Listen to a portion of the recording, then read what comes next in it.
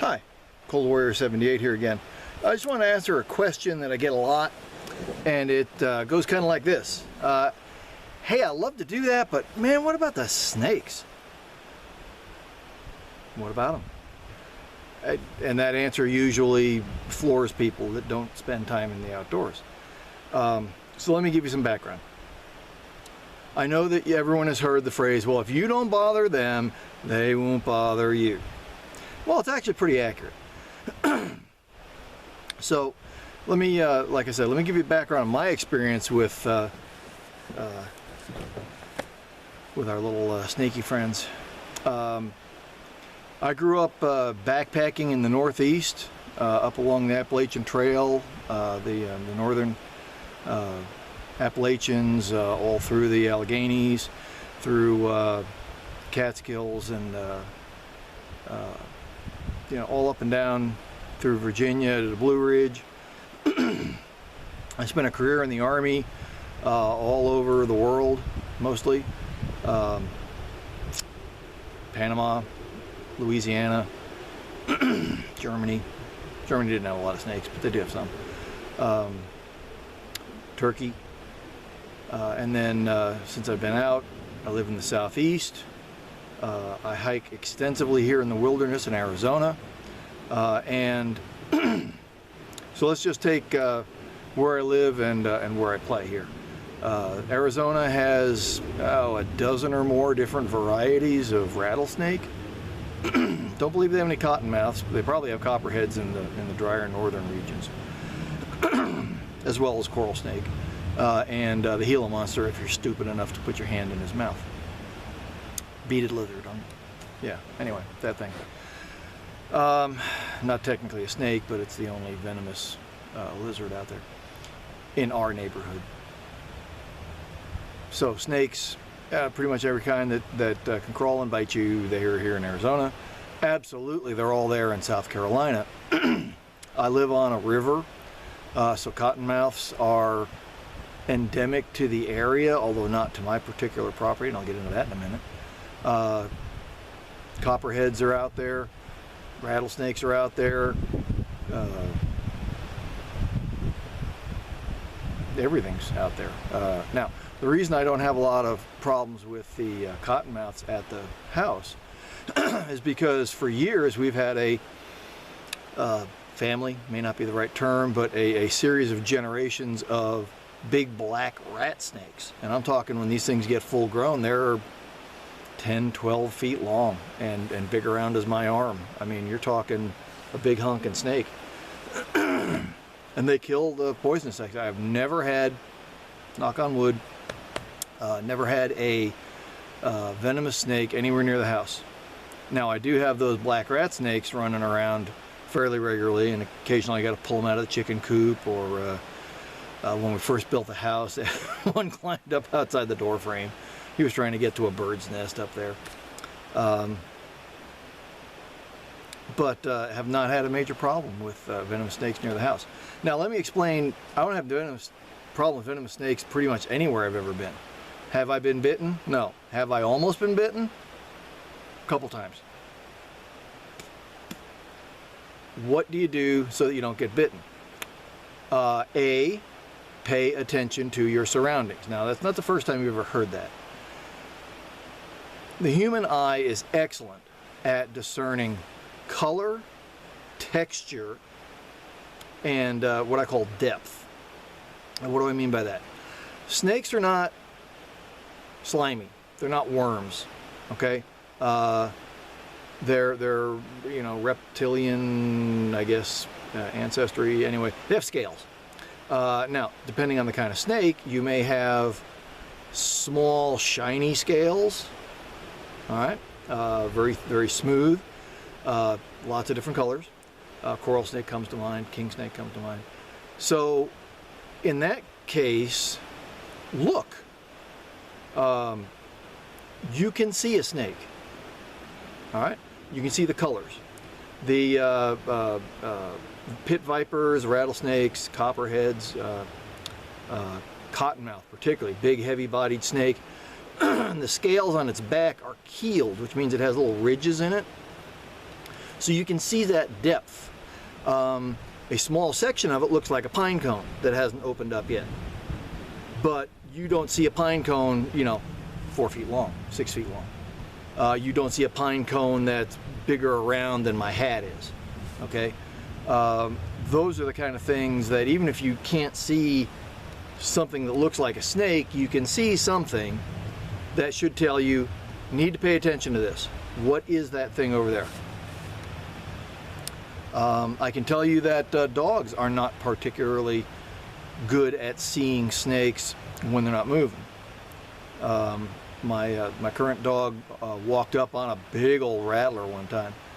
We were at another person's property, and I saw it, but the dog got way too close. If that snake had wanted to kill my dog, he could have. All he did is he just hissed at it, and the dog took off, jumped back about 5 feet, started barking at it, and I had to go get her to make sure she didn't do something stupid. And then I got the property owner who carted up the snake, took it off, and dumped it in the back 40. I don't want to say I've never had to kill a snake, but it has been decades since I've had to kill a snake. Growing up, as I did in the 60s, snakes were not particularly your friend. When they were out on the farmstead or something like that, they were considered a menace. So yeah, I shot some snakes with a .22 when I was younger. But probably been 35-ish years since I've had to kill a snake. Now, that doesn't mean I haven't seen them. They've been around. Hike with a stick if you're concerned about that kind of thing. So if there's a snake there, you flick them out of the way. Simple as that. Snakes generally do not slither toward you. Now, there are some exceptions to that. When you're doing something that, for whatever reason, gets their interest. And I'll give you an example. I was pounding fence posts. Have you ever seen that big piece of steel pipe that's welded on the end, and you slam it into the ground, and you're putting T-posts in the ground? I was doing that, running fence line, and my son grabbed me on the shoulder and said, "Hey, look at that." And there was this big old rattler coming towards us, but he wasn't coming towards us, he was coming towards the sound of the pounding. He didn't know what it was. He was sending vibrations out, and he wanted to check out what it was. Is that a food thing for them? I don't know. But again, we used a stick, flicked him away, he wandered off, we were pounding the thing. I had my son keep an eye out, we flicked him again the second time, and he left. And kept putting in the rest of the fence post. I had a gun, and I had the capability to end his life if I needed to, because I'm not going to take a chance with a rattler or something like that. But I'm going to give him the benefit of the doubt. So, if you feel the need to have a gun to handle snakes, okay. 22 with CCI snake shot in it is a great tool for that. When I was killing snakes regularly, that's what I used. Works out of a rifle, works out of a pistol. It does not have the capability to run a semi-automatic action, so you're going to have to either use a revolver or a bolt action, or just run the bolt by yourself. But generally speaking, you don't have to do that. Now, I will tell you that I am currently carrying a couple of the bigger CCI snake shot for my 45, not because I expect to have to kill a snake, but in the springtime, every once in a while, I find myself in the wrong place at the wrong time.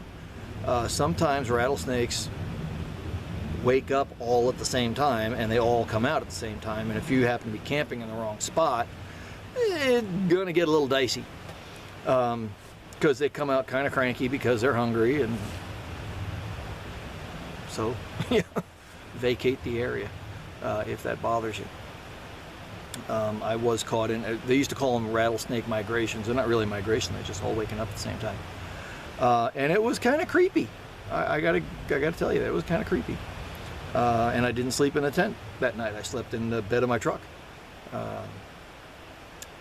And then I left the next day, because it was obviously going to be a case of I'm going to have to kill a bunch of snakes, or I need to cut my camping trip a day short. No biggie. But that's happened once in, let's call it, 55 years of camping. When I started out as a kid with my parents. So that is not something you need to worry about. Don't worry about the movies, all that kind of crap. You've got to look. Your eyes can see the snake. Now, if you've never seen snakes, if you're really worried about this, go to a zoo. All zoos have snakes. Most zoos have the snakes in the local area. So go look at what a timber rattler looks like if that's where you are. Go look at what a cottonmouth looks like if that's where you are. Practice seeing the snake. See it in its enclosure. Go out, look at some other animals, come back, see the snake, look at the snake, analyze the patterns on the snake.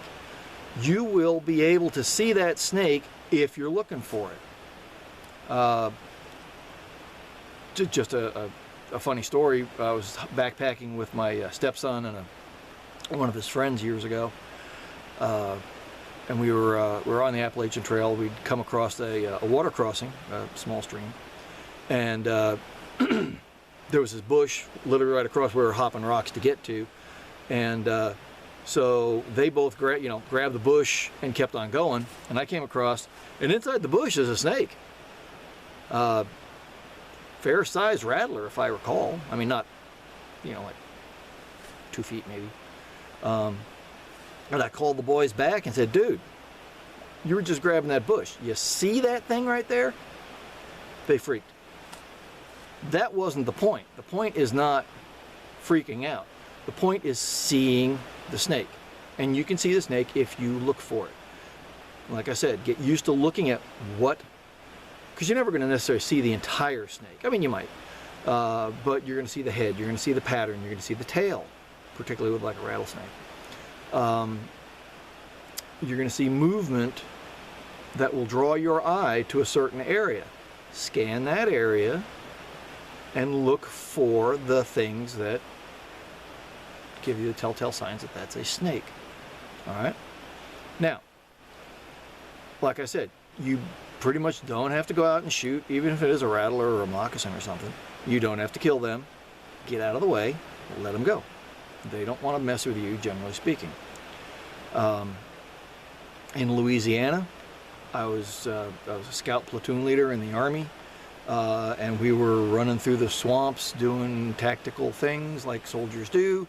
I got to a time to take a break, and I sat down was getting ready to sit down on the only dry spot in the area, and as I looked down between my legs as I was getting ready to sit my butt down on this rock, there was a very small cottonmouth on it, with his mouth open like that. Would have been very, well, I wouldn't want to say funny. I'm sure my soldiers would have thought it was funny, but get tagged in the butt by a cottonmouth, because even a small snake's got venom. I didn't look. I was tired. I did not look where I was going to sit. Similarly in Arizona one time, hiking out in the wilderness, really tired, go to sit down on a rock, look down, and there's a rattler. My fault. I didn't look. If you don't look, it ain't the snake's fault. You can see it. You can see it. So move on. So, what's the bottom line? Look for them, know what they look like. Don't just kill a snake because it's a snake. I can tell you absolutely my homestead would be overrun with rats and mice if we didn't have our big snakes there. If we didn't have those big black rat snakes, we'd have cottonmouth problem. And then I would be killing snakes because I don't want them right next to the house. That's just something I'm not going to put up with. So, really, in a half a century of being out in the woods and out in the desert and hiking and doing, soldier things and camping things and backpack, it's not a problem. It really isn't a problem. Now, that's not going to help you if you're really scared of snakes, but get used to looking at them and seeing them. If you want to work past your fear, go to one of the zoos that has the ability to, touch the snake, pet the boa constrictor, typically, or maybe a python. you know, and pet the snake and understand it's not this slimy, gooey, funny looking. Yeah, okay, great. They look a little bit funny, but you know, they're not mysterious. They're not magical, and they're absolutely not invisible. You'll see them if you keep your eyes open and look for them. So pay attention to your surroundings. Always look before you reach. Don't reach into something unless you have looked into that thing first.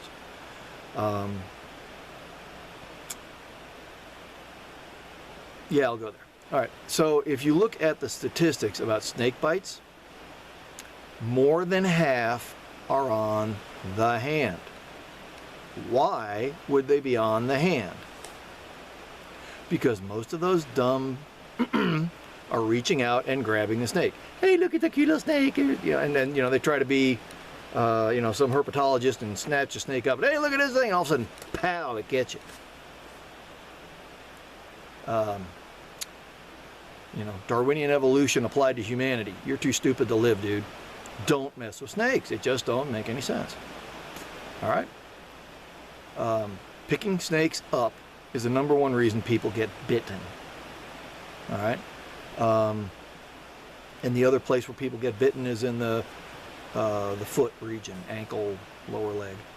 So if you're in an area that has a lot of snakes and you got to be outside, invest in some snake boots or some snake chaps. They're not that expensive. You know, for a quality pair of boots, you can get from Cabela's, Bass Pro Shop, any one of the big outfitters has you know, knee-high snake-proof boots, or you can just wear your regular hiking boots and get these plastic armor things for your legs. And that, you know, that can make a lot of sense. If you're like, sometimes if I go bow hunting, all right, in my state, bow hunting is very early. I mean, literally, like shirt sleeve, almost t-shirt weather. It's warm. Snakes are still out. When I went bow hunting that early in the season, I would always wear knee-high leather boots, just in case. You never know. Never had a problem. I've never been struck by a snake. Almost twice, my own fault. But you can see them. So go find out what they look like and check it out. Don't kill snakes just because, oh my God, there's a snake. Most of the snakes you're going to see aren't venomous anyway. Corn snakes look just like rattlesnakes. It's, you know, they grew that way, I guess, to keep predators off of them. But we've had a lot of people killing corn snakes saying, hey man, look at this rattler. Like, dude, come on, man, that thing kills mice.